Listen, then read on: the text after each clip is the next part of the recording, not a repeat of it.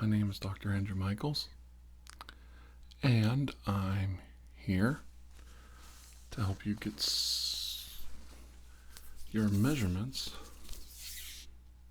for your uniform. I know. JCPenney special right here. But we got to get you suited for your formal suit wear. I'm going to bring you in just a little closer. Okay? There you go. Almost bumped you in the face. Okay. Now, first thing we've got to do is get you a hat. For you to work in this department, you've got to have a hat. So you've got to know how... Oh, wow, you've got a big head. Has anybody ever told you that you have a big head? I have a big head. Look at this. Hang on. You're going to love this. This is called self-deprecating humor. I have a 24-inch circumference on my head. Let me try to do that again. 24? Yeah, 24 and a half. It's getting bigger. There's nothing wrong with having a big head. For your body size, though, it's a little... I mean, you've got a really swollen head, and it's really big. You mind if I take a couple more measurements? Okay. All right, let's get one around your neck. So you're what, about 20? Let me see. Well, wait a minute. I'll write it down here. Hang on. Okay. All right. Yeah. Oh boy. Yeah, it's not good news. As big as my head is, you're a 28 around the head. That's I think the hat's gonna, or you wear a hat up here on your dome. Okay. Well, don't worry. We'll take that measurement too. Okay. So 28. All right. That's a lot smaller. That's about an 18. Okay. Let me write some of this down on my paper here so we don't forget all these measurements. That wouldn't do it all, would it? And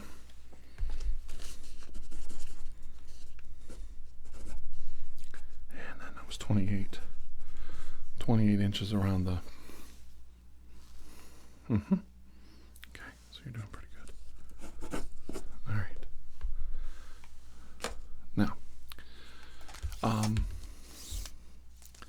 I've dealt with lots of people, lots of characters, and you're definitely not, there's nothing about you that to me is odd. Everybody has personality flaws. So I totally understand that, you have your set of individual flaws, just like I have my individual set of flaws. And, one thing you got to do is you got to watch the ego don't get in there and ruin things for you. Do you think you have an ego problem? Okay. No? Okay. All right. I don't think you do either. I think you definitely have some other issues, but not I don't think you have an ego issue per se. I've seen worse. Okay. So let me get this your arm here. So give me your right arm. Okay. All right. Got our measurement.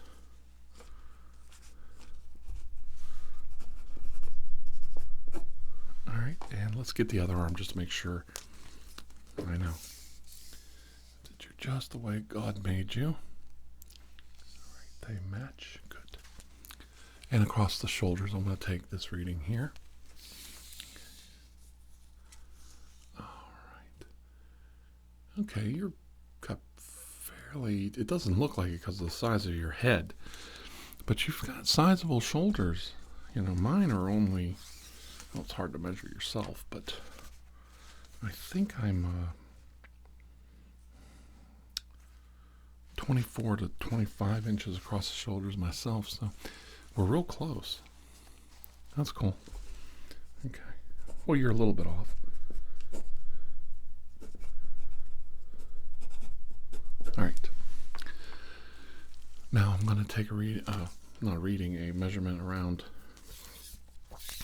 underneath your arms. All right. There you go. All right, let's get that reading. All right. There you go. All right.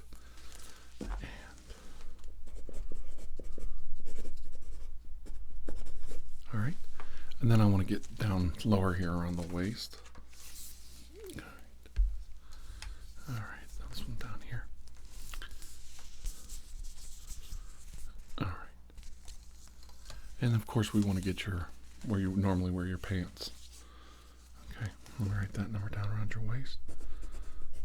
And we're going to get you a really nice jacket and suit. Here, look wonderful. You really will.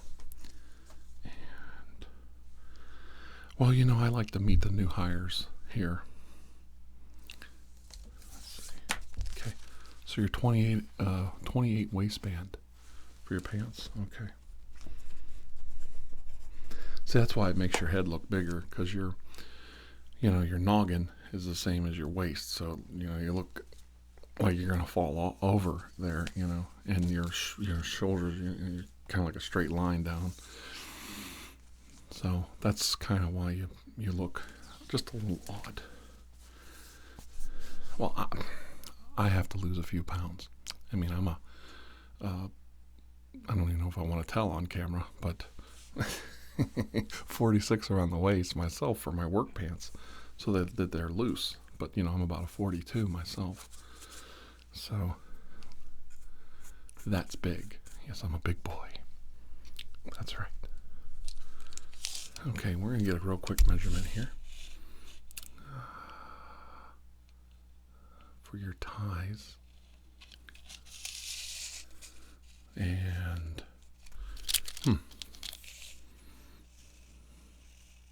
it's a circumference tape, so you can measure circles with it.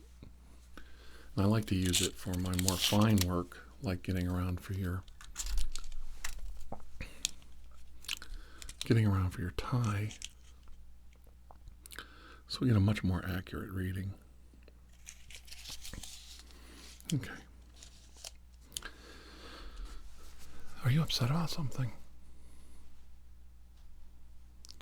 Really? Something's bothering you? Well, I know you and I are kind of new to each other, but you can confide in me a little bit, as long as it's not too personal. What's that? Oh, yeah. No, I don't mind listening. Oh, is this that thing about you when you were a child? Well, it's in your psych evaluation. I've already read it. We've all had childhood traumas.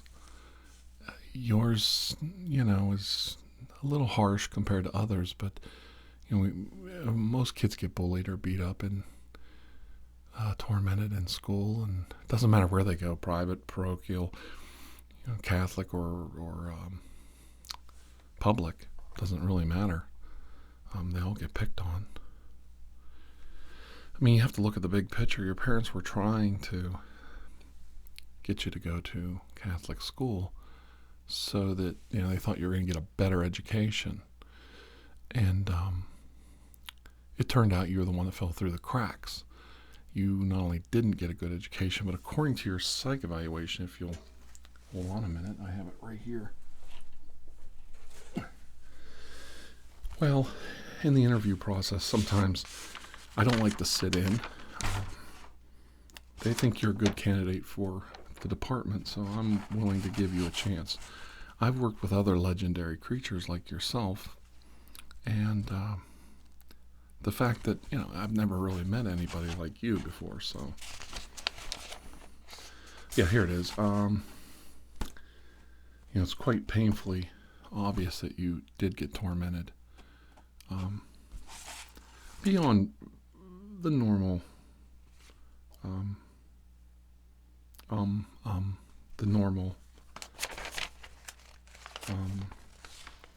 amount that, say, any other child would. But to turn to Satan worship as an answer to being bullied, it's quite a leap. I'm not being judgmental. I'm not. That being judgmental is, I'm pointing my finger at you and saying, you're wrong. I'm saying, I'm asking. Don't you think that's a little strong? Let me get these measurements copied down here. Well, no, I'm listening. All right, your measurements down.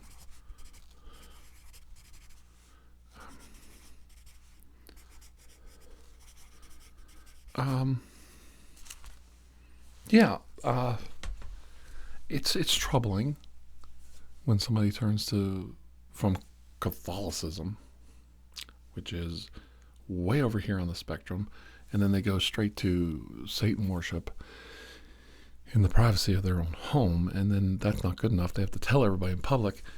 There's definitely some neurosis going on there. There's definitely some things that need to be worked out. And according to your psych evaluation, you're a great parent. You make sure everybody knows you're a great parent. You've raised a great kid. None of us have ever raised a child. So I haven't raised any myself. My daughters, and my sons, I didn't actually raise them. I mean, you're the only person that's ever raised a kid. So I totally understand that what's right and wrong, because you're the only one of us that's ever gone through any of this.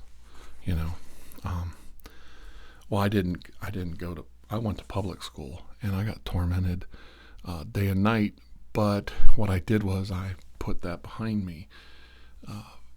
When I graduated, I moved on. I went to further my education, get a job, get a career, find a nice girl, settle down, and I just kind of moved on from there. I didn't feel it necessary to worship the great evil son of Satan, God's fallen angel. I just didn't. I have made deals with them to further the department's goals towards stopping alien invasion, but I'm not a devil worshiper. That wasn't really my thing. Yeah. Okay. It is. You actually do have a very, very big mouth. That's amazing. Can I measure your mouth fully open this way? Okay. All right. Yeah, I mean, this way is very wide, but I'd like to get a measurement this way. Okay. Oh my. Oh wow, you have a big mouth. Your mouth is huge. Oh my goodness. I'm surprised. That's quite amazing. I mean, I don't think outside of the reptile world you're going to see that. That's pretty good. I'm impressed. I don't think that's a bad thing. It's wow. No, I'm listening. You mean there's more? Okay.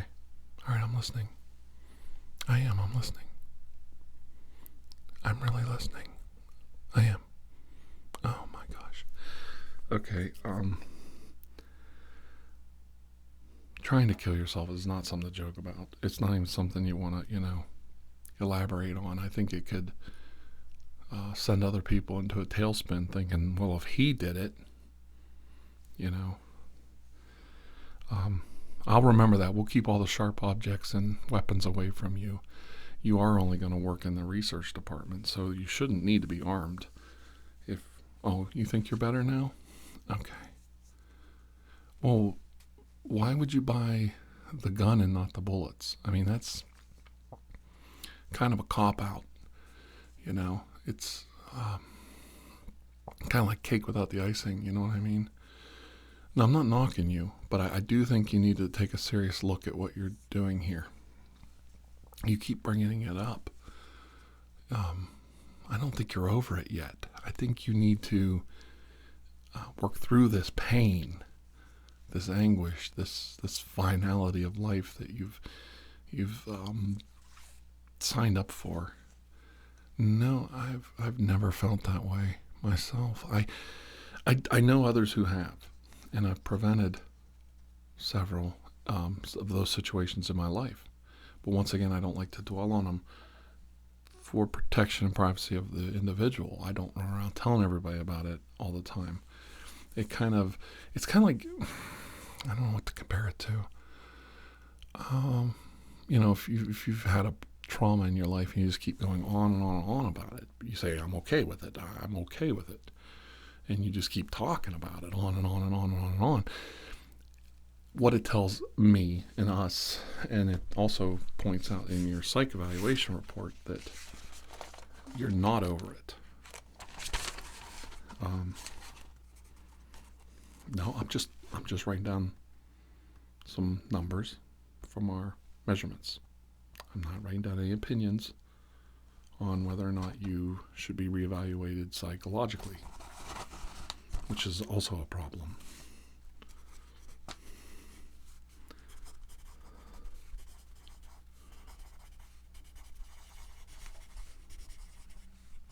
Just write down some numbers.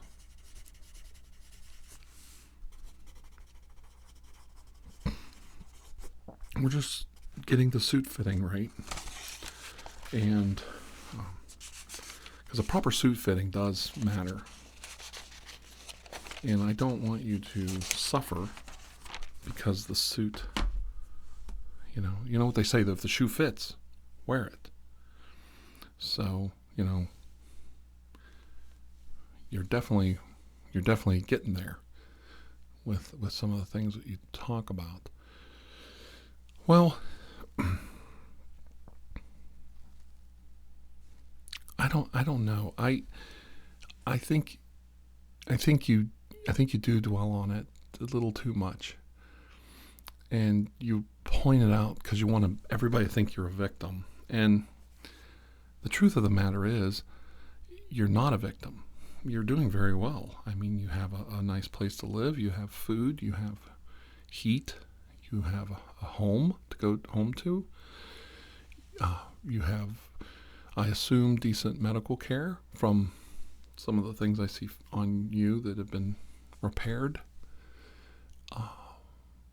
Definitely, you're one of the lucky ones. You have a lot going for you. There's people out there in a lot worse situation, and you were able to take these demons, if you will, in your life and cast them out. You invited demons into your life with the whole devil worship thing, but then you cast them out, and that's a mark of a good person, that you're trying to make a difference. You're trying to do the right thing. And excuse me, can we get a measurement of your wrists? Okay. It's just for the, so we get the suit fitting right for the cufflinks. Yes, that's right. So, well, we can keep talking. Okay. You have very thin wrists. It's going to be a little hard to fit. Okay. All right. And let's get the other one, make sure they match. And I'll write those down. Okay.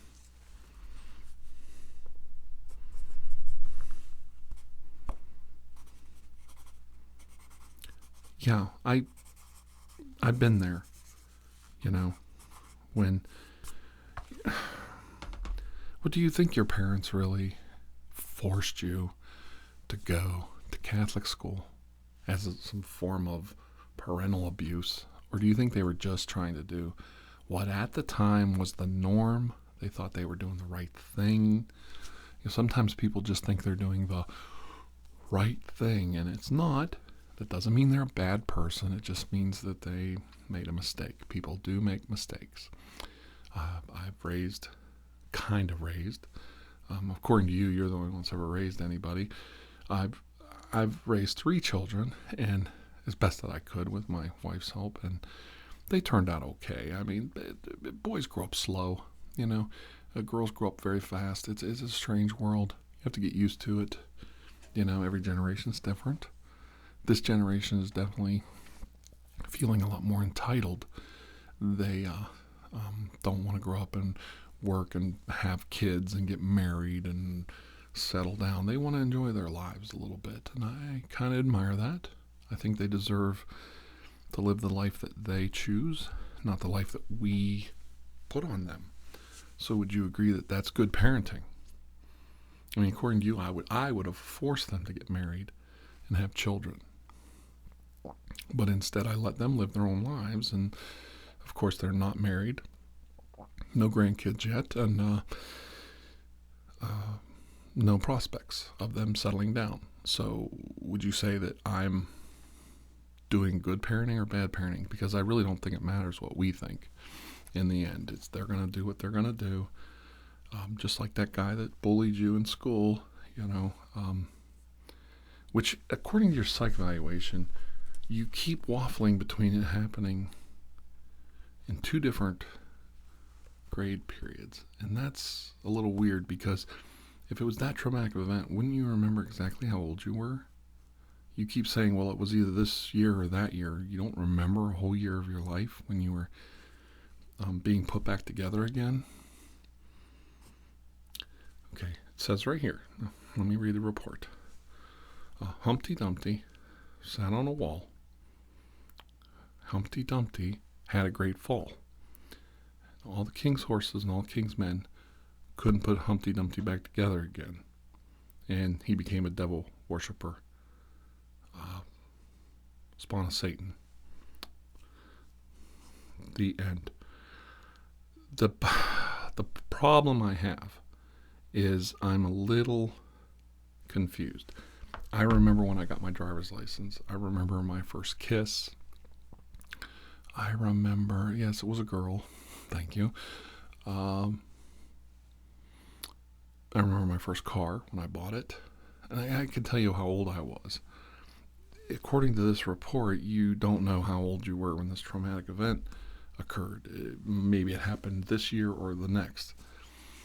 Certainly if you fell off a wall and you broke your crown, you would remember that? Or am I being rude? I don't think your life is hilarious or funny. I just think it's quite odd that you can't,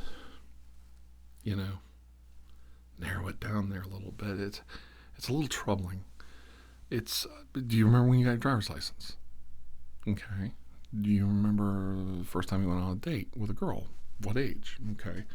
You don't remember when you traumatically were injured? And they had to stitch you back together. Did they use Gorilla Glue or was it super glue to put your shell back together? It's amazing, isn't it? You can hardly see the cracks. But you allow us to see the cracks, don't you? And that's that ego sneaking out there.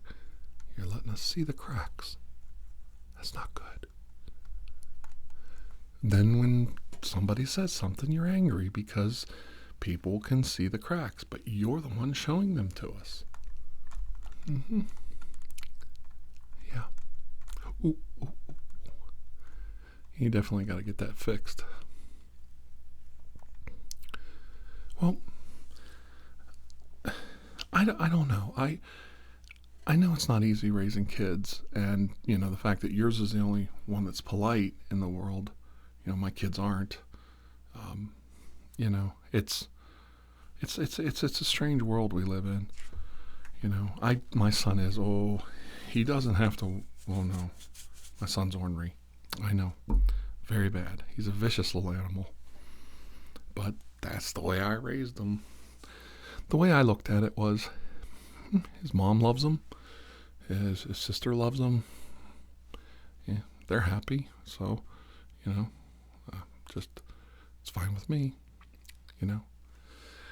I'm just saying, don't be angry at the child when he grows up a little bit and disappoints you, because it's not really anything you could do about it. And he will disappoint you. They all do. And guaranteed, you're going to disappoint him. Just letting you know. I think I should warn you. As a friend, I really think we become friends. this recently, and it's guaranteed that the father is going to disappoint the child. So you've got to get that through. You got to get that through that eggshell head of yours best you can. It's they're great when they're little, and then they grow up. They start to get other influences. It's called growing up. It's just something you're going to have to deal with, and it's disappointing. I know, and I know it's going to be hard for you to take. It's going to be a very traumatic experience to find out that you've disappointed your child. It's going to be relatively impossible for you to handle from some of the other experiences in your life. I do suggest you do not turn to worshiping Satan again. I think you've already realized that's not the answer. Eating a bullet, that is not the answer. Kids go through phases. When they tell you they're disappointed, he'll come around. That's the hard part. You almost have to just let them go, let them do their thing, experiment, grow up, figure out who their friends are, who really loves them, who really doesn't care about them, and then they come back. It's kind of like a guy told me one time. It's like a tree, if you got that tree growing pretty straight, it might bow a little, but you can pull it back in and straighten it out. So, that's some good, older father advice to a younger father that, he should come around eventually. I think it'll be all right. Yeah. So I don't want you to be, thinking that, I gotta, kill a chicken, drink some blood, and draw a pentagram on my forehead, and, dance around in candlelight in the moonlight with somebody's skin on my face just because, my son is disappointed in me. It's okay. It's going to be okay. You'll get through it. Just, watch some TV, have a couple martinis. That helps me. Don't bug them. Let them do their own thing. And they'll come around when the time's right. They'll come back. It works. Yeah. Okay. Well, I think I have all your psych readings here. And I have your suit fitting readings. If you'd like, I have a suit right here. I think that'll fit you perfectly. If you'd like to try it on. The big reveal. Yeah, I'm not a big fashionista myself, but I do get requests for suit fittings quite often, and I am very good at taking those readings, measurements, whatever you call them. Would you like to see the suit? Okay, just hold on. I have it right over here. Just take a minute. Okay, hang on. Oh, it's lovely. I think it'll suit you very well. I just have to move a couple things out of the way. It's a lovely suit. We got it direct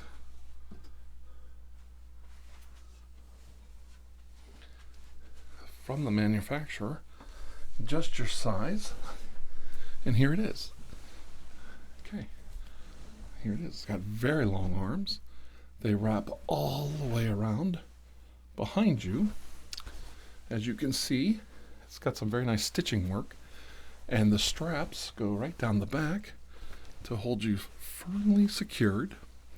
There's even a strap that goes under the crotch area, and of course we can put the arms together in the back so we can, form like a bow tie in the back. So it's a very wonderful suit, and I think it'll fit you quite well. Would you like to try it on? Okay, all right. I'll hand it to you, and the orderlies will take you in the other room, and they'll put it on you. Now it's going to be a little tight around the neck, like we said about the big head thing, but my head fits through. I know your head will fit through too. So you're not that big-headed. Well, we all have our demons, don't we? Even though you're the only one that was a devil worshiper. That was good. Okay. Well, I hope you enjoy it. And as I said, you're going to be in our research department. And right now we've got a special cell for you, and it's all padded up and ready to go. Okay. Well, thank you, Mr. Dumpty, Mr. Humpty Dumpty. And I hope you don't fall off that wall. Hope you enjoyed this today. My name is Dr. Andrew Michaels, and I'm here to help you. Bye-bye. Bye-bye.